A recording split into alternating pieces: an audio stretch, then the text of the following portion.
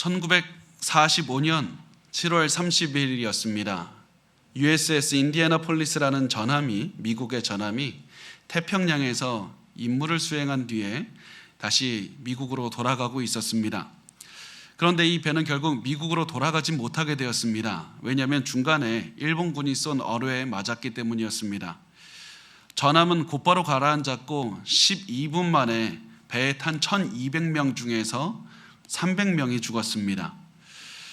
남은 900명은 바다 위에 떠서 5일 밤을 음식이나 물도 없이 태평양의 그 뜨거운 태양 아래서 생존할 수밖에 없었습니다. 결국에서는 물에 빠진 900명 중에 316명만이 갈증을 이겨내고 또 상어 때도 피해서 살아날 수가 있었습니다. 살아난 사람 중에서는 군의관이 한 명 있었는데 그 사람은 구조된 뒤에 자신의 경험을 기록했습니다. 그리고 그 기록한 곳 중에서 제가 필요한 부분만 제가 발췌해서 그 번역을 했는데요. 번역이 좀 부족해도 양해해 주시기 바랍니다. 이렇게 써 있습니다. 뜨거운 태양이 나왔을 때 우리는 수정같이 맑은 바다에 있었고 너무 목이 말랐다. 그 물이 마시기에 적합하지 않은 물이라는 사실을 믿을 수가 없었다. 나는 사람들이 바닷물을 마시면 안 된다고 설득하는 것이 너무 힘들었다. 소금물을 마시던 사람들을 때려서 막으려고 했던 것도 기억난다. 소금물을 마신 사람들은 탈수 상태에 이르렀고 제정신이 아니었다. 집단 환각도 일어났다. 한 사람이 어떤 것을 보면 다른 모든 사람도 똑같은 것을 보았다. 심지어 나도 환각과 싸우고 또 싸웠다. 이것이 바다에서 생존하기 위해서 싸웠던 그 군의관의 기록입니다. 이 이야기가 우리의 이야기와 전혀 무관하지 않고 이 이야기가 우리의 마음에 와닿는 것이 무엇이냐면 이 이야기가 마치 우리의 이야기와 똑같기 때문입니다. 우리는 모두 뜨거운 태양이 내리쬐는 바다에서 살아남기 위해서 발버둥 치면서 살아가고 있습니다. 어떤 사람은 남이 보기에 편하게 살아가는 것처럼 보일 겁니다. 내가 갖고 싶은 것 다 갖고 있는 저 사람 얼마나 편할까? 그렇지만 그 사람들도 다른 사람은 모르는 자기만의 아픔과 어려움과 슬픔을 가지고 살아갑니다. 이 세상을 편하게 살아가는 사람은 단 한 명도 없습니다. 각자 자신만의 뜨거운 태양 아래에서 뜨거운 바다에서 생존하기 위해서 발버둥 치면서 살아가고 있습니다. 그렇게 상황이 어려우니까 우리가 바닷물을 마시는 겁니다. 세상에 살면서 바닷물 마시면 안 된다는 사실을 다 알지만은 너무 덥고 목이 마르니까 대안이 없으니까 죽을 것 같으니까 어쩔 수 없이 마시는 겁니다. 돈에 욕심내면 안 된다는 사실 다 알고 있습니다. 그렇지만 돈이 급하니까 당장 필요하니까 당장 쓸 곳이 있으니까 돈에 욕심을 낼 수밖에 없는 겁니다. 사는 게 외롭고 힘드니까 사람 의지하면 안 된다는 걸 알면서도 어쩔 수 없이 또 다시 사람을 찾아서 내 곁을 채워달라고 그렇게 다니면서 사람을 또 의지하게 되는 겁니다. 바닷물 마시면 안 되는 줄 다 알면서도 생수를 찾을 방법이 없기 때문에 누가 바닷물 마시면 안 된다고 말하면 그 대안을 나에게 말해달라고 하면서 어쩔 수 없지 않냐고 하면서 바닷물을 또 마시고 또 마시는 겁니다. 그런데 우리가 어쩔 수 없다는 그 마음을 가지고 계속해서 또 바닷물을 마시고 마셨다가는 결국에서는 탈이 나게 되어 있습니다. 그래서 여러분이 처한 상황이 무엇이든지 지금 바닷물 마시고 계시다면 그만두시길 바랍니다. 왜냐하면 바닷물을 마시면 그 결과는 우리가 너무나도 잘 알고 있습니다. 심한 탈수 증상을 느낄 것이고 결국에서는 죽음에 이를 수밖에 없기 때문입니다. 우리가 바다와 같은 고난에 처했을 때 그러면 어떻게 해야 되는가? 우리가 왜 바다에 있을까? 그것을 생각해야 됩니다. 아무리 정신없이 힘들고 어려워도 내가 왜 이 바다에 있는 것인가? 하나님은 나를 이 바다에 머물지 않게 막을 수도 있었는데 왜 나를 이 바다로 이끌어 주셨을까? 왜 내가 갈증을 느끼게 하셨을까? 하나님, 내가 왜 갈증을 느끼게 하셨습니까? 그러면서 많은 사람들이 어쩔 수 없이 내가 바닷물을 마십니다 라고 마시지만 하나님께서 바닷물을 가운데 두시고 갈증을 체험하게 하신 이유는 바닷물을 마시게 하기 위해서가 아니라 하나님이 주시는 생수를 체험하기 위해서 입니다. 바닷물에 가서야 진정한 생수를 원하기 때문입니다. 갈증을 느낀다는 것은 하나님이 주시는 생수를 갈망해야 될 때라는 사실을 알려주기 위해서입니다. 그러면 성경이 말하는 생수는 무엇입니까? 성경이 말하는 생수가 도대체 무엇입니까? 그 생수에 대해서 성경은 이렇게 말씀을 합니다. 요한복음 7장 37절과 38절을 보면 예수께서 서서 외쳐 이르시되 누구든지 목마르거든 내게로 와서 마시라. 예수님께 오면 생수를 마실 수 있다. 예수님께 오라. 당장 너의 눈앞에 있는 바닷물을 바라보지 말고 그 바닷물을 마시고 싶은 욕구가 강하겠지만 그럼에도 불구하고 절대 그거 마시면 안 된다. 예수께서 주시는 생수를 마셔야 된다 말씀을 합니다. 그러면 예수님이 주시는 생수를 마시는 것은 어떻게 하는 겁니까? 예수께 와서 생수를 마시는 것은 어떤 의미입니까? 이 의미를 우리가 이해하기 위해서 우리가 천지창조의 그 기록으로 돌아가 보겠습니다. 왜냐하면 하나님께서 천지를 창조하셨을 때 모든 사람에게 생수를 마실 수 있게 해주셨기 때문입니다. 창세기 2장 10절 말씀 우리 같이 읽어보겠습니다. 시작. 강이 에덴에서 흘러나와 동산을 적시고 거기서부터 갈라져 내 근원이 되었으니, 하나님께서는 아담과 하와를 물의 근원이 있는 에덴 동산에 살게 하셨습니다. 에덴 동산은 물의 근원이 있는 곳입니다. 그리고 거기서 나온 물들은 강을 이루어서 온 세상을 가득 적셨습니다. 그리고 이 물들이 닿는 곳마다 생명이 살아나게 하신 겁니다. 그런데 에덴 동산에 한 가지 문제가 생겼습니다. 사람의 마음에 문제가 생겼습니다. 사람들은 생명의 물이 가득한 곳에 살고 있었지만은 마음속에는 갈증이 생기기 시작합니다. 이 갈증은 지혜에 대한 갈증이고 지식에 대한 갈증이었습니다. 하나님께서 주시는 지혜와 지식이 아니라 내 인생 내가 주인이 되고 내 삶의 필요를 내가 채우겠다. 거기에 대한 그 필요에 대한 지식을 원했습니다. 지혜를 원했습니다. 그래서 하나님이 주시는 지식 말고 내가 삶의 주인이 되는 인간의 지식을 원하는 갈증이 우리의 마음속에 생기는 겁니다. 그래서 인간이 했던 행동이 무엇이냐면 바로 선과 악을 알게 하는 나무의 열매를 먹은 것이었습니다. 하나님의 말씀을 어기면서 선악과를 먹으면 내가 필요한 지혜를 얻을 수 있을 줄 알았습니다.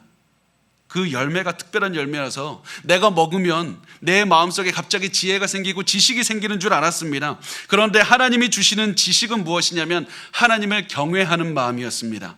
하나님이 주시는 지식은 선악과를 먹어서 알 수 있는 것이 아니라 선악과를 보면서 하나님이 먹지 말라고 하셨다, 이것을 기억하면서 하나님께 순종할 때 얻을 수 있는 그것이 바로 하나님이 주시는 지혜와 지식이었습니다. 그래서 성경은 이렇게 말씀을 합니다. 잠언서 9장 10절에 여호와를 경외하는 것이 지혜의 근본이요 거룩하신 자를 아는 것이 명철이니라. 하나님을 경외한다는 것은 하나님을 두려워한다는 것이고 하나님을 두려워서 순종한다는 말입니다. 하나님을 경외한다는 말은 무서워서 부들부들 떤다는 얘기가 아니라 하나님을 기쁘시게 해드리고 싶고 또 하나님께 영광 돌리고 싶어하는 그런 마음입니다.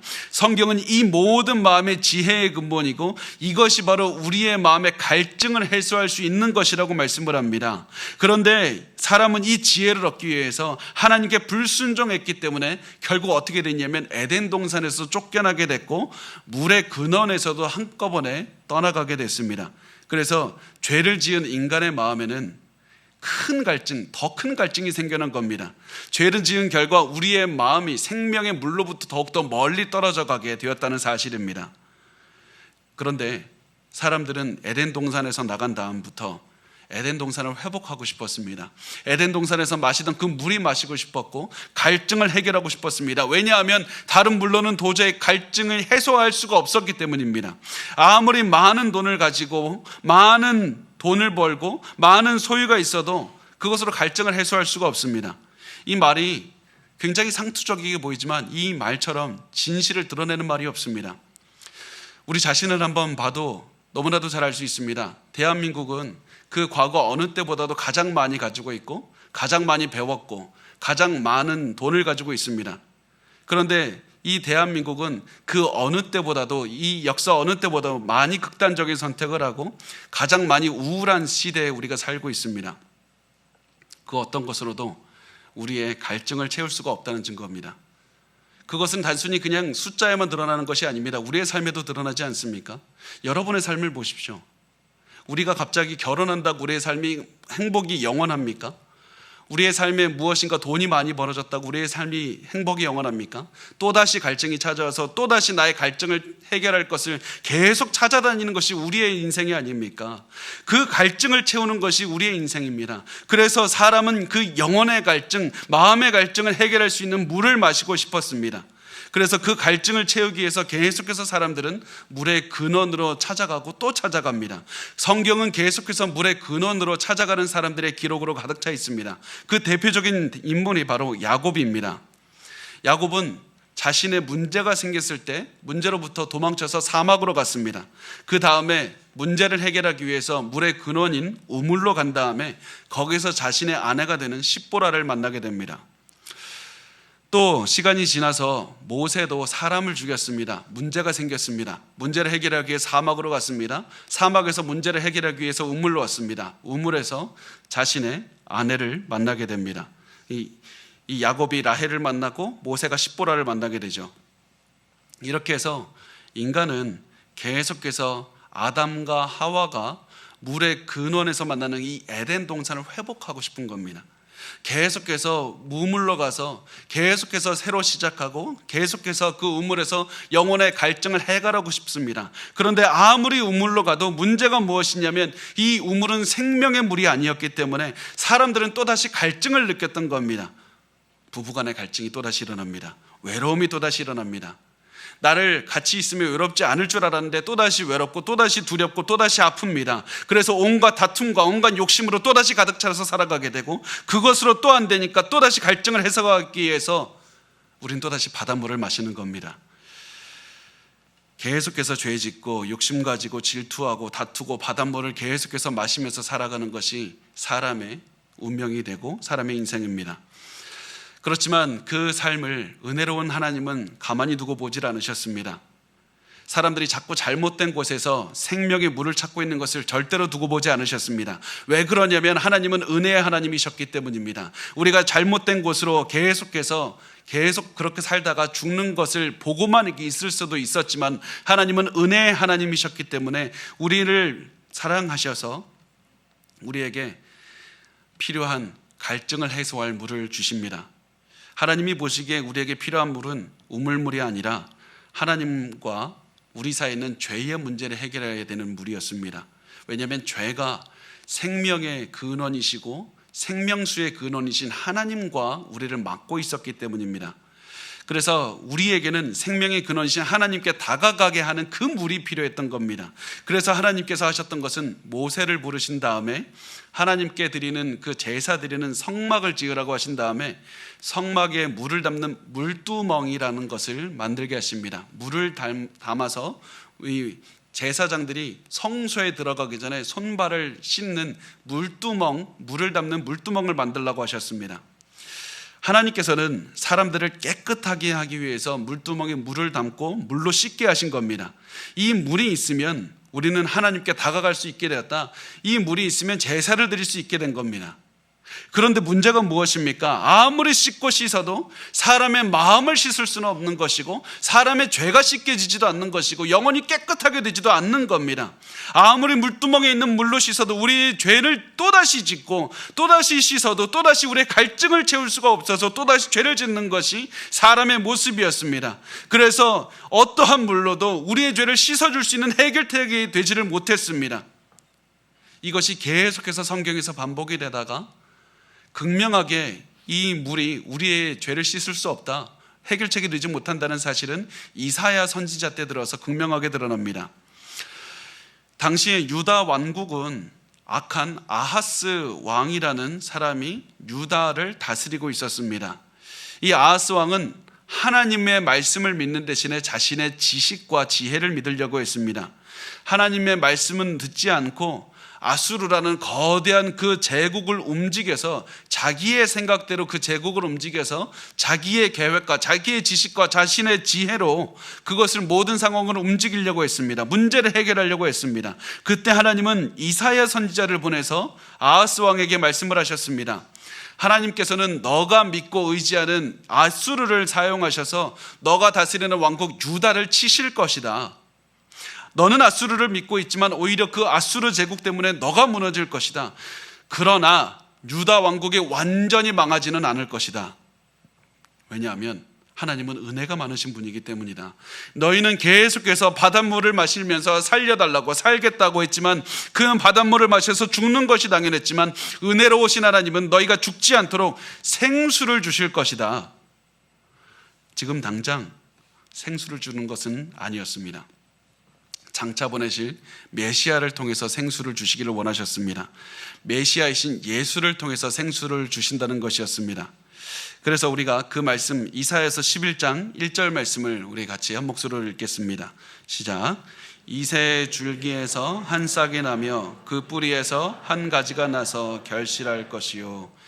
이새라는 구루터기에서 작은 싹이 솟아나고 이 싹이 자라나서 가지가 되고 가지가 자라서 열매를 맺을 것이다. 자, 근데 이사야가 말하는 이새가 누굽니까? 이새는 다윗 왕의 아버지가 됩니다. 예수님은 다윗의 자손이기 때문에 다윗의 줄기에서 한 싹이 났다라고 말씀을 할 수도 있었는데 이사야는 다윗의 아버지 이새의 줄기에서 한 싹이 났다라고 말씀을 합니다. 다윗의 자손이 아니라 이새의 자손이라고 말한 이유는 예수님이 단순한 다윗의 후손이 아니기 때문입니다. 예수님은 다윗보다 훨씬 위대한 존재이시고 다윗이 아무리 위대한 인생을 살았더라도 다윗과는 비교할 수 없는 하나님이 되시기 때문에 이 예수님에 대해서 얘기할 때 이사야는 이새의 자손이라고 말을 한 겁니다. 게다가 구루터기에서 싹이 돋을 것이다. 이것이 중요한 이유가 무엇이냐면 구루터기는 살아갈 소망이 없는 것이기 때문에 그렇습니다. 아무리 봐도 나무가 죽은 것 같습니다. 그런데 이 나무에서 새로운 생명이 솟아난다. 너희가 절망 가운데 있을 때 희망을 주실 것이다. 너희가 모든 것을 포기했을 때 그때 비로소 너희의 진정한 희망이자 소망이 되신 예수를 주실 것이다. 예수는 너희의 희망이 되실 것이다. 이것을 말씀합니다. 왜 그렇게 하십니까? 우리에게 희망이 조금이라도 있을 때, 우리에게 힘이 있을 때 주실 수 있지 않습니까? 그런데 왜 모든 것이 막혔을 때 예수를 주십니까? 그 이유는 우리에게 조금이라도 힘이 있을 때 우리를 살려주셨다면 그때는 우리가 하나님을 경외하지 않을 것이기 때문입니다. 하나님을 경외하는 마음을 갖지 않을 것이고 하나님을 의지해야 된다는 그 지혜를 얻지 못할 것입니다. 나는 내 노력으로 할 수 있다고 하나님이 응답하시면 내 노력으로 했지 않습니까? 그렇게 말할 것이기 때문입니다. 그래서 하나님께서는 너의 노력으로는 절대로 안 되고 하나님을 경외해서 하나님을 두려워하는 그 지혜를 가져야 된다. 그 마음을 갖기 위해서 우리가 포기하는 때까지 기다리신다는 사실입니다. 그래서 하나님께서는 인류의 모든 절망 가운데 있을 때 희망이 되시는 예수를 주셨는데 그 하나님이 주시는 희망인 예수님은 어떤 분입니까? 그 예수님에 대해서 2절은 이렇게 말씀을 합니다. 우리 같이 읽겠습니다. 시작. 그의 위에 여호와의 영 곧 지혜와 총명의 영이요 모략과 재능의 영이요 지식과 여호와를 경외하는 영이 강림하시리니. 자, 성경에서는 하나님의 영이 임하실 때가 언제냐면 특별한 능력이나 특별한 임무를 부여하실 때 하나님의 영이 임하셨다고 말씀을 합니다. 그런데 예수님 위에는 지금 여호와의 영, 지혜, 총명, 모략, 재능, 지식, 여호와를 경외하는 영이 강림하셨다고 말씀하면서 총 7가지를 말씀을 합니다. 총 7번 영이 강림하셨다고 말씀하신 이유는 7개의 영을 받았다는 말이 아니라 7이라는 숫자가 완벽하다, 완전하다는 의미를 갖고 있기 때문입니다. 성령을 의미하기 때문입니다. 지금까지 예수님께서는 그 어떠한 존재했던 사람보다도 완벽하시고 완벽한 지혜와 완벽한 지식과 완벽한 통찰력과 완벽한 전쟁의 능력으로 온 땅을 다스리실 것이다. 그분은 하나님 성령과 함께 하시는 분이다. 이 사실을 말씀을 하고 있습니다. 이 메시아 예수께서 이 탁월한 능력을 가질 수 있는 이유가 어디 있습니까? 그 이유가 무엇이냐면 여호와를 경외하는 데 있습니다. 여호와를 경외한다는 말, 하나님을 두려워하고 하나님께 순종하고 하나님을 기뻐하고 하나님께 영광 돌리기 위해서 살아가는 건 하나님을 경외하기 때문에 메시아에게 능력이 있는 겁니다. 그래서 이 메시아의 특징, 여호와를 경외한다는 것을 이사야서 11장 2절과 3절에서 강조해서 표현을 하고 있습니다.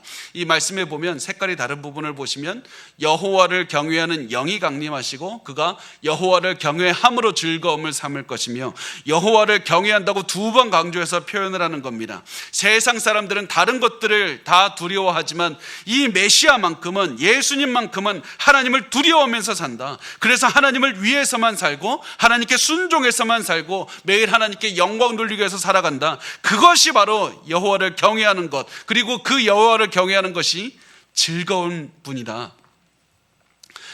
이것이 바로 지혜 있는 사람의 모습입니다.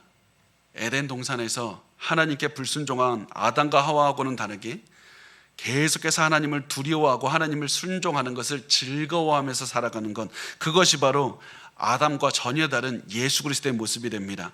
예수님은 하나님을 두려워하기 때문에 눈에 보이는 대로 재판하지 않고 하나님이 주시는 지혜와 지식으로 그래서 판단할 것이고 정의와 공의로 판단하실 겁니다. 그래서 가난한 자라고 해서 손해를 주지도 않을 것이고, 가난한 자라고 해서 더 우대하지도 않을 것이고, 가난한 것, 나이가 많은 것, 그 어떤 것이 되든지 다 공정하게 판단하실 것이라고 말씀을 합니다. 그래서 이사야서 11장 5절 말씀 우리 같이 읽도록 하겠습니다. 시작. 공의로 그의 허리띠를 삼으며 성실로 그의 몸에 띠를 삼으리라. 메시아는 공의와 성실을 띠로 삼으셨다고 말씀을 합니다. 여기서 띠를 띠었다는 말이 보통 성경에서 허리를 동인다 이렇게 표현을 하는데요. 사진을 한번 띄워주시기 바랍니다. 잘 만든 사진이라서 제가 그냥 가져와 봤습니다. 이게 어떤 모습이냐면, 유대인들은 다 발목까지 오는 긴 치마와 같은 그 옷을 입고 다녔기 때문에 이게 태양으로부터 몸은 잘 가려주는데 움직이기가 굉장히 좀 벅찹니다. 그래서 격렬하게 전쟁을 하거나 싸움을 하거나 달려야 될 때는 이 사람들이 옷을 묶어서 이렇게 허리춤에 이렇게 넣었는데 이것을 허리를 동인다라고 표현을 합니다. 그래서 성경에서 허리띠를 띠거나, 내려주세요, 허리띠를 띠거나 허리를 동이는 사람은 급하게 행동할 준비가 되어 있는 사람이라는 뜻입니다. 마찬가지로 메시아가 공의로 허리띠를 삼고 성실로 몸에 띠를 삼았다는 말은 이제 메시아가 공의와 성실을 실행에 옮기기로 작정했다, 계속해서 실행에 옮길 준비가 되어 있다. 예수님은 말로만 공의로우신 분이 아니라 항상 정의를 실천하시고 하나님의 뜻에 따라서 살아가는 분이라는 사실입니다. 이렇게 메시아가 위대한 분이기 때문에 메시아가 다스리는 나라도 또한 다를 것이다. 이 어떠한 다윗이 다스리던 나라보다도 훨씬 더 위대한 나라를 다스리게 될 것이다. 그렇다면 메시아가 다스리는 나라는 어떤 모습인가? 메시아가 다스리는 나라는 에덴이 회복되는 나라입니다. 에덴이, 생수의 근원이 있는 에덴을 회복하시는 나라가 메시아가 다스리는 나라고, 메시아가 다스리는 나라는 재림하시는 예수님이 다스리시는 나라가 됩니다. 그래서 이사야는 이제부터 재림하신 예수님께서 다스리는 나라에 대해서 묘사를 합니다. 우리 11장 6절에서 8절까지 말씀을 같이 읽겠습니다. 시작. 그때 이리가 어린 양과 함께 살며 표범이 어린 염소와 함께 누우며 송아지와 어린 사자와 살진 짐승이 함께 있어 어린아이에게 끌리며 암소와 곰이 함께 먹으며 그것들의 새끼가 함께 엎드리며 사자가 소처럼 풀을 먹을 것이며 젖먹는 아이가 독사의 구멍에서 장난하며 젖된 어린아이가 독사의 굴에 손을 넣을 것이라. 재림하신 예수님이 다스리는 나라는 에덴이 회복된 나라입니다. 에덴의 특징 중에 하나가 무엇이냐면, 하나님께서는 처음에 동물들을 만드실 때 초식으로 할 수 있도록 만드셨습니다. 그런데 이때 죄가 들어옴으로써 이 질서가 다 파괴됐고 육식이 시작이 된 겁니다. 그래서 예수님이 다스리는 그 나라가 되면, 그 날이 오면 모든 동물이 원래 에덴 동산의 모습이었던 초식으로 돌아간다는 겁니다. 그래서 이 짐승들이 서로 싸우질 않게 되고, 그래서 단순히 그냥 육식이 초식된다 이것뿐만 아니라 이 에덴 동산의 회복이 되고 예수님이 다스리는 나라가 되면 그때는 어떤 싸움도 일어나지 않을 것이고 어떤 다툼도 일어나지 않을 것이고 모든 관계가 회복이 될 것이다. 거기다가 아이가 독사의 구멍에 손을 넣어도 안전할 것이다. 아이가 어떻게 독사의 구멍에 손을 넣는데 안전할 수 있습니까? 이것은 분명히 그 어떠한 위험으로부터도 하나님의 안전하게 지켜주시는 곳이 바로 그 하나님의 나라라는 말일 뿐만 아니라 한 가지 의미가 더 있는데, 그것은 하나님께서 천지 창조해 주셨던, 인간해 주셨던 그 말씀을 보면 알 수가 있습니다. 창세기 1장 28절 말씀엔 이렇게 말씀을 합니다. 하나님이 그들에게 복을 주시며 하나님이 그들에게 이르시되 생육하고 번성하여 땅에 충만하라. 땅을 정복하라. 바다의 물고기와 하늘의 새와 땅에 움직이는 모든 생물을 다스리라 하시니라. 하나님은 인간에게 지면에 있는 자연 만물을 다스리는 그 권위를 주셨습니다. 그래서 메시아가 다스리는 그날이 되면 모든 질서가 회복이 될 것이다. 아이라 할지라도 코브라가 마음대로 하지 못할 것이다. 아무리 아이라도 자연 만물을 다스리는 권위를 회복할 것이다. 에덴 동산의 회복을 말씀을 합니다. 이사야는 이렇게 말한 다음에 이 모든 에덴이 회복되는 그날을 이 한 구절로 이렇게 요약을 합니다. 우리 9절 말씀을 한 목소리로 같이 읽겠습니다. 시작.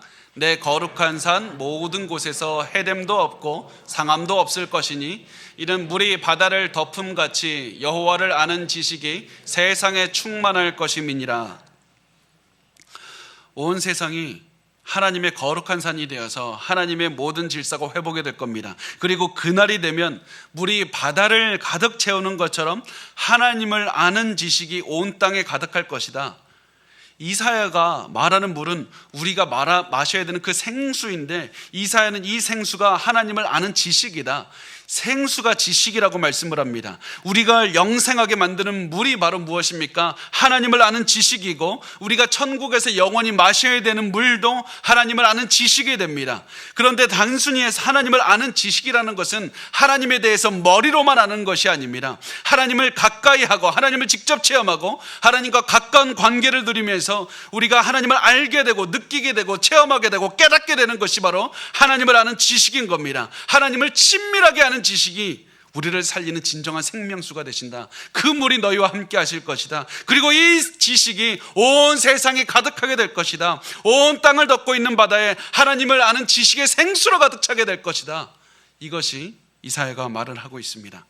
그러면 어떻게 해야 우리가 이 생수를 마실 수 있습니까? 이 생수를 마실 수 있는 방법이 무엇입니까? 예수께 가야만 마실 수 있습니다. 예수께 가야만 이 생수를 마실 수가 있습니다. 그래서 예수님은 요한복음 7장 37절에서 38절 이렇게 말씀합니다. 명절 끝날 곧 큰 날에 예수께서 서서 외쳐 이르시되 누구든지 목마르거든 내게로 와서 마시라. 예수님만이 이 물을 주실 수가 있습니다. 이 물은 예수를 믿으면 공짜로 다 얻을 수 있는 물입니다. 그런데 예수님은 이 물을 우리에게 공짜로 주시기 위해 예수님께서는 생수의 값을 치르셨습니다. 그것은 바로 십자가에서 흘리신 물입니다. 요한복음 19장 33절과 34절은 이렇게 말씀을 합니다. 예수께서 이르러서는 이미 죽으신 것을 보고 다리를 꺾지 아니하고 그중 한 군인이 창으로 옆구리를 찌르니 곧 피와 물이 나오더라. 예수님의 몸에서 생수의 물이 흘러나오는 겁니다. 예수님이 십자가에서 생수를 흘렸기 때문에 이제부터 누구든지 예수를 믿는 자마다 죄를 용서받고 구원을 얻을 수 있는 생수의 물을 마실 수가 있는 겁니다. 예수를 믿는 것, 예수를 알고 예수를 체험하는 것이 바로 구원의 생수가 됩니다. 예수를 따라 사는 이 생수를 마시는 자마다 죄의 용서를 받고 영생을 얻을 것이다. 물이 바다를 덮은 같이 여호와를 아는 지식이 세상에 충만할 것이다. 예수를 믿기만 하면 생수를 마실 수가 있고 이 생수는 온 세상에 가득하게 될 겁니다. 그래서 우리가 이 말씀을 보고 우리가 해야 되는 것, 실천해야 되는 것 무엇이 있는지 두 가지만 살펴보겠습니다.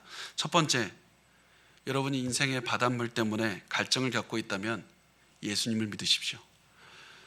예수님을 진정으로 믿으셨으면 좋겠습니다. 단순히 주일에 한번 나오는 것으로 나는 예수를 믿고 있다, 예수에 대해 나는 많이 알고 있다, 그것으로 만족하지 마시고 예수님을 마음 깊은 곳에서 믿으시고 예수님에 대한 그 기쁨의 감정을 체험하시기를 바라고, 또 이 성경에서 말하는 예수를 믿으면 갈증이 채워진다는 게 도대체 무슨 말입니까? 저 윤성민 목사라는 사람이 예수님을 믿으면 갈증이 채워진다고 하는데 그게 무슨 얘기인지 모르겠습니다. 내가 교회를 10년 20년 계속해서 다니는데 도대체 그 말이 무슨 말인지 모르겠습니다. 나에게 그 말을 알려달라고 여러분 기도하셨으면 좋겠습니다. 그 기도를 하면 여러분의 인생이 변하는 것을 체험하게 될 겁니다.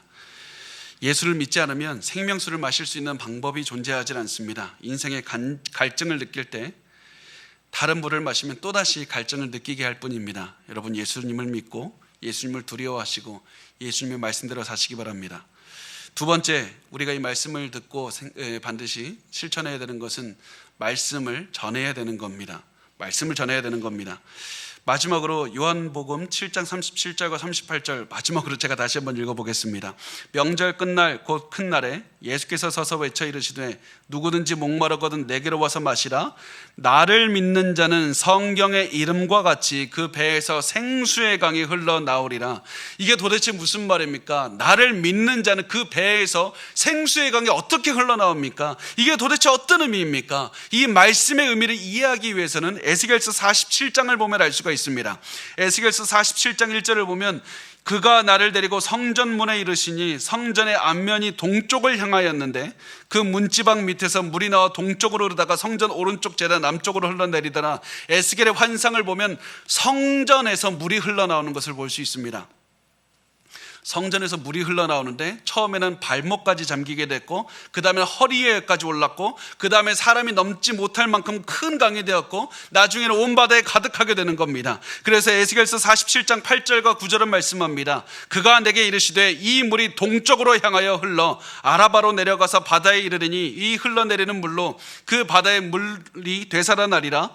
이 강물이 이르는 곳마다 번성하는 모든 생물이 살고 또 고기가 심히 많으리니 이 물이 흘러들어가므로 바닷물이 되살아나겠고 이 강이 이르는 각처의 모든 것이 살 것이며. 결국 이사야 선지자의 예언처럼 이 강이 온 땅에 가득하게 되어서 물이 바다를 덮은 같이 온 세상이 가득하게 된다는 겁니다. 그리고 이 물이 닿는 곳마다 모든 생물이 살아나게 됩니다. 에스겔의 환상에서 나오는 이 온 세상을 살리는 성전에서 나오는 물, 이 물은 예수님께서 우리의 뱃속에서 나온다.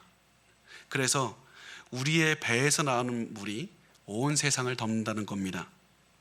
성전에서 나오는 물과 우리의 배에서 나오는 물이 같다면 우리가 바로 성전이 됩니다.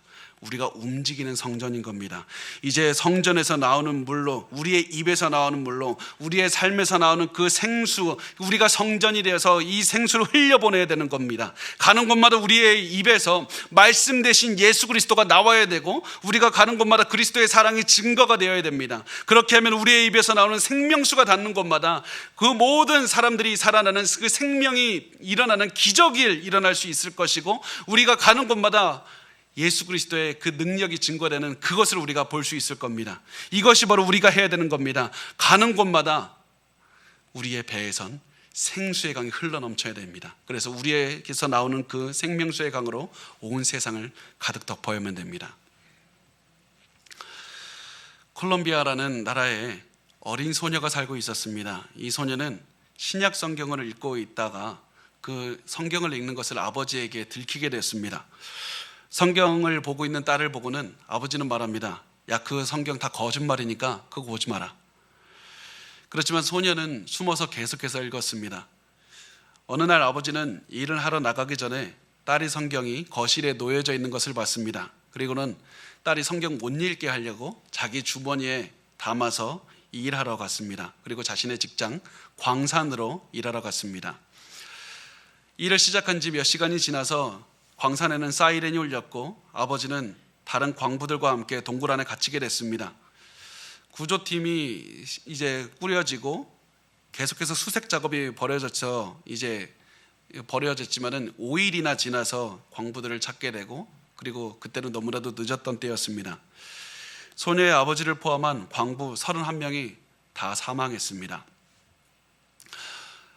그 중에 구조팀에서 잘 보니까 한 남자가 기도하는 손을 하고 있었는데 그 손에 보니까 작은 책 하나가 놓여져 있었고 그 책을 보니까 신약 성경이라는 것을 알게 되었습니다. 이 사람은 그냥 우연찮게 이 신약 성경을 그냥 펼쳤더니 거기서 한 메모를 발견하게 되었습니다. 아버지가 쓴 메모였습니다. 내 딸에게 성경을 계속 읽어보니까 사실이고 맞는 말이더구나. 언젠가 나도 너를 천국에서 보게 되겠지. 그 메모를 읽고 구조대원들은 그냥 또 한번 넘겨봤습니다.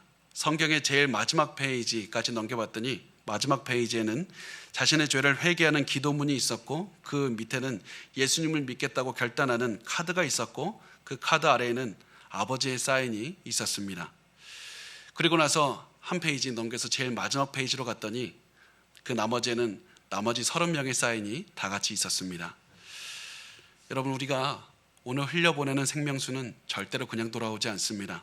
반드시 생명수의 능력이 있어서 많은 결실을 맺게 됩니다.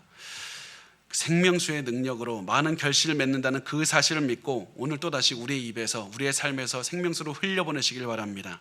우리의 입에서 삶에서 많은 사람들의 갈증을 해소할 수 있는 그 생명수의 강이 우리 입에서 흘러 넘쳐야 됩니다. 반드시 그 생명수가 흘러 넘쳐서 온 세상을 가득 덮게 해야 됩니다. 그렇게 한다면 우리의 삶에서 나온 그 생명수는 수많은 영혼들을 구원할 뿐만 아니라 그것을 보고 하나님께서는 또 영광을 받으실 겁니다. 우리 예수 그리스도의 재림이 이르러서 우리 그 예수께서 말씀하신 그 나라, 예수께서 통치하시는 그 나라가 오기까지 우리 최선을 다해서 또한 이 생명수로 흘려보내는 그런 삶을 살았으면 좋겠습니다.